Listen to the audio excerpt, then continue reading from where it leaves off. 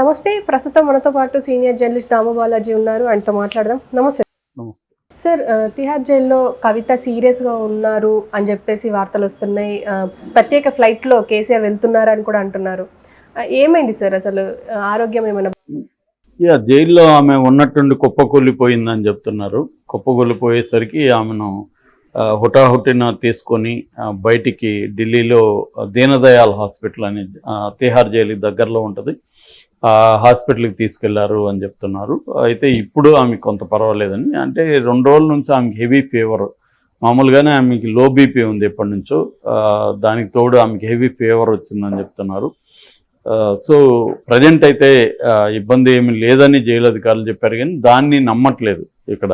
ఎందుకంటే మొన్ననే 4 రోజుల ముందే మనం కూడా చెప్పుకున్నాం, కేజ్రీవాల్కి సంబంధించి కూడా ఆయన ఆరోగ్య పరిస్థితి కూడా ఇలాగే 8.5 కేజీలు తగ్గిపోయాడు కేజ్రీవాల్. ఆయన త్వరలోనే బ్రెయిన్ స్ట్రోక్కి గురయ్యే అవకాశం ఉంది, కోమాలోకి వెళ్ళిపోతాడు అని సంజయ్ సింగ్ కావచ్చు, ఆప్ నేత, అట్లాగే ఆతిషి కావచ్చు మినిస్టరు, వీళ్ళు కూడా ఓపెన్గానే ఆరోపించారు. దానికి జైలు శాఖ ఖండిస్తూ ఢిల్లీ హోంశాఖకు ఒక నివేదిక కూడా సబ్మిట్ చేసింది ఈయన ఆరోగ్యం మీద. ఎయిమ్స్ డాక్టర్ల బృందం ఈయన ఆరోగ్యాన్ని సమీక్షిస్తున్నారని చెప్పారు. అదేవిధంగా ఇప్పుడు కవితకు కూడా జైల్లో ఇదైంది. మామూలుగా నేను చాలాసార్లు చెప్పాను, జైలు కండిషన్ అనేవి ఎవరికైనా కూడా వరస్ట్గానే ఉంటాయి. మనలాగా బయట మనకంటే ఇప్పుడు ఈ మధ్య మరీ మనం డెలికేట్ అయిపోయినాం మనుషులం. సో హెల్త్ ఇష్యూస్, మనకు చిన్న వాతావరణం మారినా ఇంకొకటి మారినా హెల్త్ ఇష్యూస్ వస్తాయి. ఇప్పుడు ఫర్ ఎగ్జాంపుల్ కవిత ఇక్కడ బిస్లరీ తప్ప వేరే వాటర్ తాగదు, అక్కడ అది దొరకదు. బిస్లరీ వాటర్ రోజు తాగలని కుదరదు, సో మామూలు వాటర్ తాగాలి. దానివల్ల ఆమెకి ఎఫెక్ట్ అవ్వచ్చు. ఇమ్యూనిటీ పవర్ కూడా అంత స్ట్రాంగ్గా ఆమెకు ఉన్నట్టు కనిపించట్లేదు మనకి. సో అందుకనే పేదవాళ్ళు జైల్లో కొంత తట్టుకోగలుగుతారు, కానీ ఎందుకంటే వాళ్ళ బయట లైఫ్ స్టైల్కి జైలు లైఫ్ స్టైల్కి పెద్ద తేడా ఉండదు పేదవాళ్ళకి. మేము జైల్లో ఉన్నప్పుడు మాది బయటే వరస్ట్గా ఉండేది లైఫ్ స్టైలు, ఎందుకంటే నక్సలైట్ మూమెంట్ కాబట్టి వేళకు ఫుడ్ ఉండదు, విపరీతమైన ఫీవర్స్ ఇవన్నీ బయట ఉండేది. మాకు జైలుకి పోయినాకే మా ఆరోగ్యాలు బాగుపడతాయి, ఎందుకంటే వేళకు ఫుడ్ తింటాము, విశ్రాంతి ఉంటుంది, మార్నింగ్ ఎక్సర్సైజ్ చేసుకుంటాము, ఇదంతా. అంతకంటే హార్ష్ లైఫ్ బయట చూసాం కాబట్టి అది హార్ష్గా అనిపించదు. ఓన్లీ జైల్నెస్ అనేది ఉంటుంది, జైల్లో బందీ అయిపోయినామే అన్న ఒక ఫీలింగ్ మెంటల్గా ఉంటుంది తప్ప ఫిజికల్గా ఫుడ్ విషయంలో కావచ్చు, బాత్రూమ్ విషయంలో కావచ్చు ఇట్లాంటి ఇబ్బందులు ఉండవు. అదే కవితకు అనుకో ఖచ్చితంగా వెస్ట్రన్ కమోడ్ అయితే ఉండదు. సో ఇండియన్ కమోడ్ ఆమెకి అలవాట్లేదనుకో అదే నరకమే రోజు. తర్వాత అక్కడ హైజీనిక్గా ఉండవు అవి టాయిలెట్స్. అక్కడ ఎలా ఉందో నేను చూడలేదు, కానీ మామూలు జైళ్ళల్లో హైజీనిక్ టాయిలెట్స్ అనేవి కష్టం, మురిగ్గా ఉంటాయి. ఎందుకంటే ఎక్కువ మంది యూజ్ చేస్తుంటారు వాటిని. వాళ్ళేమి ఖైదీలకి హైజీనిక్ లైఫ్ ప్రొవైడ్ చేయడానికి జైళ్ళు లేవు కదా. సో అందువల్ల అవన్నీ ఆమెకి ఇబ్బందే. సో అట్లాగే ఇంకా శానిటరీ నాప్కిన్స్ అవన్నీ కూడా ప్రొవిజన్ అయితే ఉంది, ఎన్ని ఇవ్వాలని, కానీ అన్ని ఇవ్వరు వీళ్ళు. ఆ డబ్బులు కూడా వీళ్ళు తినేస్తుంటారు. అవి కూడా ఏదో నాసిరకంగా బట్టలు అవి అవి వేసుకోని పీలిపోయేవి ఇస్తారు. సో ఇట్లా అనేక రకాల ఇష్యూస్ ఉమెన్కి ఎక్కువ ఉంటాయి మెన్ కంటే కూడా. మెన్ కొంత తట్టుకోగలుగుతారు, కానీ జైల్లో ఉమెన్ మోర్ ఇది ఉంటుంది. రెండోది ఉమెన్ ప్రిజనర్స్ కూడా చాలా హార్డ్ కోర్గా ఉంటారు అక్కడ.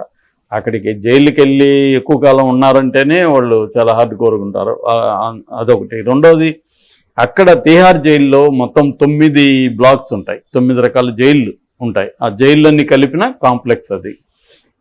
ఆ కాంప్లెక్స్లో వీళ్ళది మహిళా జైలు ఒకటే ఉంది. ఈ మహిళా జైల్లో ఆల్రెడీ 100 మందికి ఎయిడ్స్ అనేది గత రిపోర్ట్ వచ్చింది, మనం కూడా ఒకసారి చెప్పుకున్నాం. అందులో ఈమె దగ్గర 2 ఉన్నారని చెప్పారు. ఆ 2కి కూడా ఉందా లేదా మనకి తెలియదు. సో అట్లాంటి దాన్ని ఏమంటారు, అంటువ్యాధి, వేరే వాళ్ళ నుంచి అంటువ్యాధి. నేను కూడా నా సెల్లో అప్పుడు 2 ముగ్గురే ఉండేవాళ్ళం మేము. ఆ 2ని నేనే సెలెక్ట్ చేసుకునేవాడిని, వాళ్ళకి జబ్బులు ఉన్నాయో లేదో ఇవన్నీ చూసి చెక్ చేసి పెట్టుకునేవాడిని. లేదంటే ఎందుకంటే వాళ్ళ జబ్బులు మనకు వచ్చే అవకాశాలు ఉంటాయి. సో అది మరి కవితనే ఇవన్నీ చూసి సెలెక్ట్ చేసుకునిందా, లేకపోతే వాళ్ళు ఎవరిని వేస్తే వాళ్ళు ఉన్నారా, ఇవన్నీ ఇబ్బందికరమైన విషయాలే. సో అట్లాగే మానసికంగా కూడా ఆమెకు డిస్టర్బెన్సెస్ ఎక్కువ ఉంటాయి. ఇప్పుడు ఫర్ ఎగ్జాంపుల్ ఎక్కువ మంది ఉన్న సెల్లులో 20 మంది ఉంటారు, టీవీ ఉంటుంది, ఎవడికి నచ్చిన విధంగా వాడు మార్చాలని చూస్తాడు, దానివల్ల గొడవలు కొట్టుకుంటుంటారు, ఇలా రకరకాలు ఉంటాయి. అక్కడ ఒకడేమో నిద్రపోకుండా పాటలు పాడుతుంటాడు రాత్రి అంతా, వీడికేమో నిద్ర వస్తుంటుంది, డిస్టర్బెన్స్. కానీ వాడిని ఏమన్నంటే నా ఇష్టం అంటాడు. ఇలాగా అక్కడ ఏంటంటే ఎవరికి చెప్పుకోవాలి, గార్డుకి గార్డు చెప్పిన వాళ్ళని తిట్టే పరిస్థితి ఉంటుంది. కాబట్టి ఇలాగా అనేక రకాల ఇబ్బందులు అక్కడ, అంటే మనం ఊహించలేము కూడా. బయట నుంచి జైల్లో ఈ సమస్యలు ఉండొచ్చు అని కూడా ఊహించలేం, అనుభవిస్తే కానీ అవి తెలియదు. ఇక ఆరోగ్యపరంగా కూడా నేను ఇందాక అన్నట్టు ఫుడ్ కావచ్చు, లేకపోతే వాటర్ కావచ్చు, ఇవన్నీ కంటామినేషన్ ఉండే అవకాశం ఉంది. ఆమెకి ఇంటి నుంచి వస్తుందని చెప్తున్నారు కానీ మరి ఆమె హైజీనిక్గా ఉందా అక్కడ అని చెప్పలేము. ఎందుకంటే ఏసీ అయితే కంపల్సరీ లేదు ఆమెకు. సో దోమలు ఉండే అవకాశం ఉంది. జైల్లో ఖచ్చితంగా దోమలు ఉంటాయి. సో దోమలు మనకి ఇక్కడ హైదరాబాద్లో భయంకరంగా ఉన్నాయి, జైళ్ళల్లో ఉండకుండా ఉండదు. ఎందుకంటే అంత శుభ్రంగా ఏమి జైళ్ళు పెట్టుకోరు. సో వాటి వల్ల ఇబ్బందులు ఉండొచ్చు. అలాగా ఆమెకు రెండోది ఏంటంటే ఇప్పుడు జ్వరం వచ్చింది, వేడి నీళ్ళు తాగడం, కొన్న జాగ్రత్తలు బయట తీసుకోవడం, ఇవన్నీ చేస్తుంటాము. అవన్నీ అక్కడ కష్టం అవుతుంది. అక్కడ విత్ ఇన్ జైల్లో కూడా హాస్పిటల్ బెడ్ అవన్నీ ఉంటాయి, కానీ అక్కడ ఏ స్థాయిలో వీళ్ళకి ప్రొవైడ్ చేస్తున్నారు అనేది ఎప్పుడూ డౌటే. ఎందుకంటే ఖైదీల పట్ల ఎవరికి పెద్ద కన్సర్న్ ఉండదు. జైళ్ళల్లో హై స్థాయి కరప్షన్ ఉంటుంది ప్రతి దగ్గర. నేను పోయినప్పుడు కూడా సబ్బు దగ్గర నుంచి మిరప్పొడి దగ్గర నుంచి అన్ని కొలతలు ఇవ్వాలి మామూలుగా, కానీ ఎక్కడ ఇచ్చేది లేదు. నేను మెయిన్ జైలు మాన్యువల్ అడిగితే కూడా ఇవ్వలేదు. నేను అప్పుడు జడ్జికి కంప్లైంట్ చేస్తానంటే ఒక వారం తర్వాత ఇచ్చాడు. అందులో చూస్తే నేనే షాక్ అయ్యాను. అన్నీ నీట్గా ఉన్నాయి. మిరప్పొడి ఇన్ని గ్రాములు ఇవ్వాలి, పసుపొడి ఎన్ని గ్రాములు ఇవ్వాలి ఒక ఖైదీకి, మాంసం ఉడికిన మాంసం ఒక వారానికి 200 గ్రాములు ఇవ్వాలి, ఇలాంటివన్నీ ఉన్నాయి. నేను అప్పటి వరకు ఏం చేస్తున్నారంటే ఏదో 4 ముక్కలు వేస్తున్నారు, అది కూడా బీఫ్ వేసేస్తున్నారు. నాకు అర్థమైంది, ఎందుకంటే నాకు బీఫ్ బయట తినే అలవాటు ఉంది, అందువల్ల నాకు తెలిసిపోయింది. మామూలుగా మాన్యువల్ ఏముందంటే జబ్బ తెచ్చి ఇక్కడే కట్ చేయాలి జైల్లో అని ఉంది, కానీ అతను బయట వేస్తున్నాడు కాంట్రాక్టర్. సో నేను ఇవన్నీ క్వశ్చన్ చేసి ఆ కాంట్రాక్టర్ని కూడా జైలుకి పిలిపించి వాడిని కూడా బెదిరించి ఇక్కడ తెచ్చి వేపిస్తే నేనే తోసేసాను ఫస్ట్ టైం ఉడికిన మాంసం. అందరూ కన్నుల్లో నీళ్లు పెట్టుకున్నారు ఖైదీలు, ఎందుకంటే ఎప్పుడు తినలేదు వాళ్ళు అంత మాంసం. సో ఇలాగ ప్రతి దాంట్లో కరప్షన్ ఉంటుంది అనమాట దీంట్లో. సో ఇది ఒక అంశం. అయితే రెండో అంశం, ఖైదీలు కానీ డబ్బులు ఇవ్వగలిగితే వార్డర్లకి అన్ని రకాల సౌకర్యాలు, సాధ్యమయ్యే అన్ని రకాల సౌకర్యాలు దొరుకుతాయి. మరి కవితకి అవన్నీ అందుతున్నాయా లేదు? గవర్నమెంట్, ఇది సెంట్రల్ గవర్నమెంట్కి యాంటీగా, అంటే కేంద్ర ప్రభుత్వం జైల్లో పెట్టించింది కాబట్టి వాళ్ళు కానీ స్ట్రిక్ట్గా వార్నింగ్ ఇస్తే మాత్రం ఈమెకి ఏ రకమైన డబ్బులు కూడా తీసుకోరు, ఏ రకమైన సౌకర్యాలు ఆమెకు ఉండదు. అలాంటప్పుడు ఆమె ఖచ్చితంగా జైల్లో 4 నెలలుగా ఉండదంటే ఆమెకి రోజు ఒక నైట్ మేరే, హారిబుల్గానే ఉంటుంది. ప్రతిరోజు బరువుగా అనిపిస్తూ ఉంటుంది. ఎవ్రీ క్షణం ఒక బరువైన రాయిని కొండపైకి నెట్టినట్టుగా నెట్టాలి టైంని. సో మరి అందువల్ల ఆమెకి ఖచ్చితంగా హార్బుల్లే. అందుకని కేసీఆర్ కూడా మ్యాక్సిమం ట్రై చేస్తున్నాడు, ఎంపీలని, రాజ్యసభ సభ్యుల్ని ఆఫర్ చేస్తున్నాడు. అదొక్కటే ఆఫర్ చేయగలిగింది ఆయన దగ్గర ఉన్నది. మరి వాళ్ళ ఆఫర్ని యాక్సెప్ట్ చేసి ఏమైనా బయటికి వదులుతారు, ఎందుకంటే ఈమెను వదిలితే కేజ్రీవాల్ని కూడా వదలాల్సిన పరిస్థితి ఏర్పడుతుంది.